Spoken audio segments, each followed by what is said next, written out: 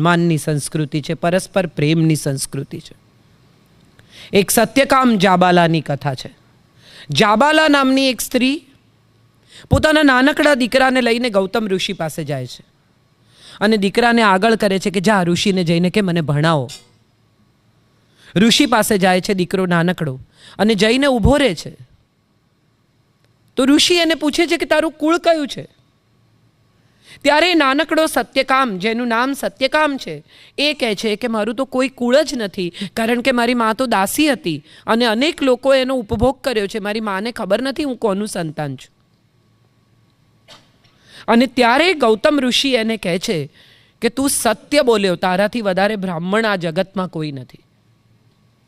તું સત્ય બોલી શકે છે, તારી માએ તને સત્ય બોલવા તૈયાર કર્યો છે, તને સાચું કહ્યું છે અને તું સાચું મને કહી શકે છે હિંમતપૂર્વક, તો તારાથી વધુ બ્રાહ્મણ કોણ? આપણે કહીએ કે બ્રાહ્મણ જન્મથી થાય. અહીંયા બ્રહ્મરંધ્ર છે. ગીતાના 15મા અધ્યાયનો પહેલો શ્લોક છે, ઉર્ધ્વ મૂલ અધ શાખા અશ્વત્થ પ્રાહુર્વ્યયમ. આપણા મૂળ ઉપર છે, શાખાઓ નીચેની તરફ છે. બાકી બધા પ્રાણીઓને કાં તો આડા બનાવ્યા છે, કાં તો બધા મૂળ અંદર છે અને શાખાઓ ઉપર છે. માણસ એક જ એવું પ્રાણી છે કે જેના મૂળ ઉપર છે ને શાખાઓ નીચે છે.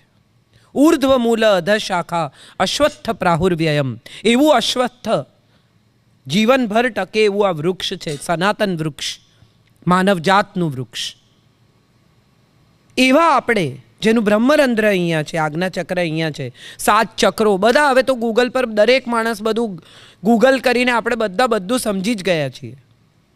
તો મારે એ કહેવું છે કે સંસ્કૃતિ અને પરંપરા, રૂઢિ અને ધર્મ, આ બધા વચ્ચે બહુ મોટો ફેર છે. સંભળાય છે કે હું ગેઇન વધારું? Is it okay? મને ફીડબેક નથી આવતો, એટલે મને લાગ્યું હું ચાઇનીઝમાં બોલું છું. મને આવડે છે ચાઇનીઝ, એટલે મને થયું અચાનક ચાઇનીઝમાં નથી બોલવા માંડીને એમ. સિરિયસલી ના સાંભળો, હું સિરિયસલી બોલતી નથી, આનંદથી સાંભળો. હું કોઈ ધર્મ, કોઈ સારા ખરાબ ભલા બુરા વિશે વાત નથી કરવાની.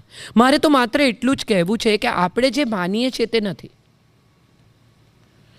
આપણે દરેક આપણી માન્યતાઓ સાથે જ યુદ્ધ કરવાનું છે.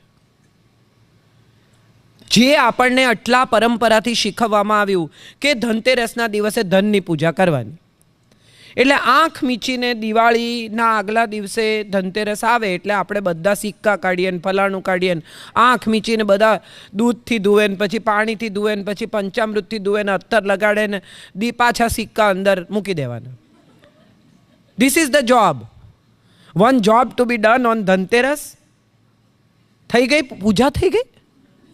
ઓ પૂજા બાકી છે, પણ મુહૂર્ત તો પતી ગયું. શું છે આ મુહૂર્ત?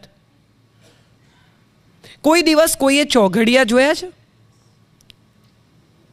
કોઈને જોતા આવડે છે? દિવસના ગૂગલમાં પણ આપે છે, દિવસના 8 ચોઘડિયા. જે ચોઘડિયાથી દિવસ શરૂ થયો હોય એ જ ચોઘડિયાથી દિવસ પૂરો થાય. 8 ભાગમાં 24 કલાક વહેંચાય, 12 કલાક, 1.5 કલાકનું એક. અને આ ચોઘડિયા શું છે તો કે સૂર્યના આવર્તન પ્રમાણે છૂટા પાડેલા સમયના કલાકો. લાભ, ચલ, અમૃત. હવે તમે વિચાર કરો કે તમે જો હવે સિક્વન્સિંગમાં જોશો તો તમને સમજાશે કે શુભ કરો ને એટલે લાભ થાય જ. આપણે બધા ઊંધું લખતા શીખ્યા છીએ, લાભ શુભ. પહેલા લાભ જુઓ પછી શુભ કરીશું. શુભ પછી લાભ આવે છે, લાભ પછી શુભ નથી આવતું. પછી ચલ. હવે જો શુભ અને લાભમાંથી ચલિત થઈ ગયા તો ઉદ્વેગ. ઉદ્વેગ પછી રોગ, અને રોગ પછી કાળ.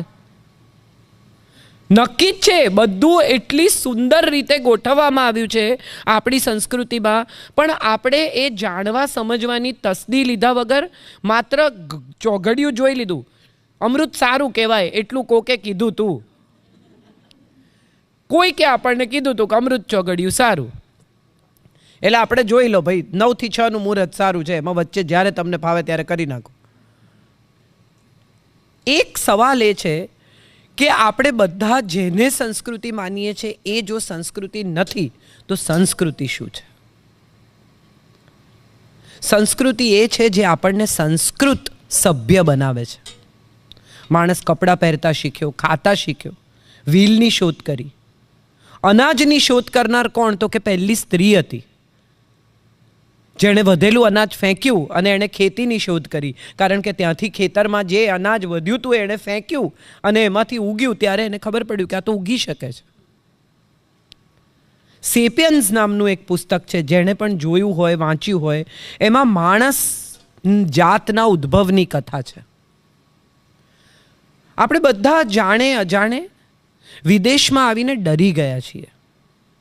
આપણને એમ થઈ ગયું છે કે હવે બચાવો, નહીં તો સંસ્કૃતિ ગઈ. એટલી કાચી આપણી સંસ્કૃતિ નથી ને એટલા કાચા આપણા પાયા નથી કે કોક 2 માણસ આવીને હલાવે એટલે બિલ્ડિંગ પડી જાય. નો. ભારતીય સંસ્કૃતિની પરંપરા બહુ જૂની છે. તમે જુઓ, ચાંદલો બિંદી કરે સ્ત્રીઓ. કેમ કરે? કદી કોઈ આપણને કીધું નથી. લગ્ન થાય એટલે સૌભાગ્યના ચિહ્ન રૂપે બિંદી કરવાની. એકે એક અંગમાં દાગીના પહેરવાના. કેમ પહેરવાના? કાન છેદાવે, નાક છેદાવે, દીકરીનું ખાસ કરીને. કેમ? આના બધાના વૈજ્ઞાનિક કારણો તમને વેદોમાં, આયુર્વેદમાં મળે છે. દરેકે દરેક વસ્તુ સાથે જોડાયેલું લોજિક છે.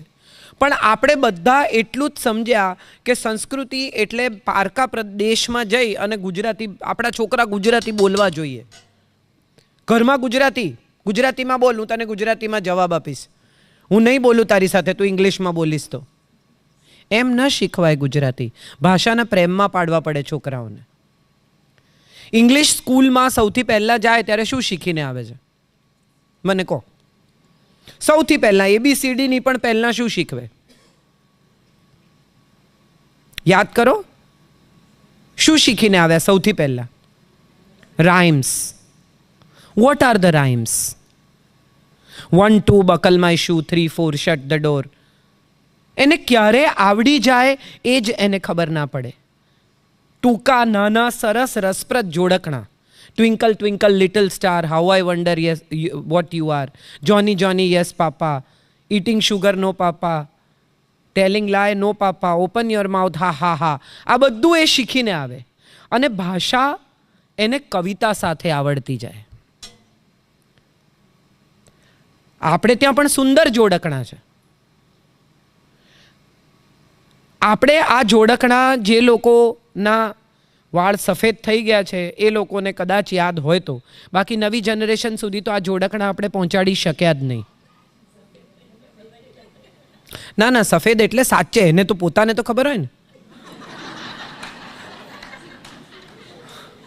કેટલાક રાખે, કેટલાક ના રાખે, પણ જેના થયા છે એને તો ખબર જ હોય ને.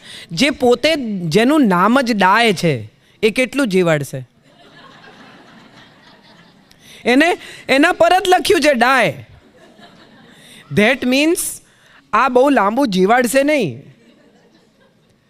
જ્યોર્જ બર્નાર્ડ શોની ગર્લફ્રેન્ડ એનાથી બહુ નાની હતી ને બર્નાર્ડ શોના વાળ સફેદ.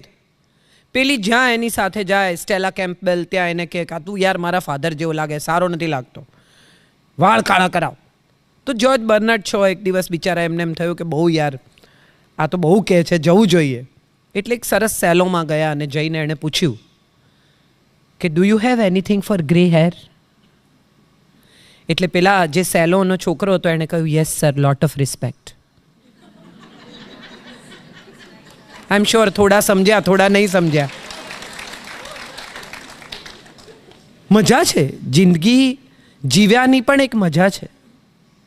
તમે આ દેશમાં આવ્યા, સંઘર્ષ કર્યો. હું કાલે જ કહેતી હતી, અમે કાર્યક્રમમાં ગયા ત્યારે, કે હું ને તુષારભાઈ પેન્ડેમિકની પહેલાં અમેરિકા આવેલા, તુષાર શુક્લ. પછી અમે જોડે ટ્રાવેલ કરીએ અને આવો જ કાર્યક્રમ બનાવેલો એ લોકોએ. સવારે ઉતરીએ અને સાંજે બોલવાનું હોય ને. ને તુષારભાઈ દોડીને એકદમ આગળ બેસી જાય ગાડીમાં સીટમાં, હું પાછલી સીટમાં સૂઈ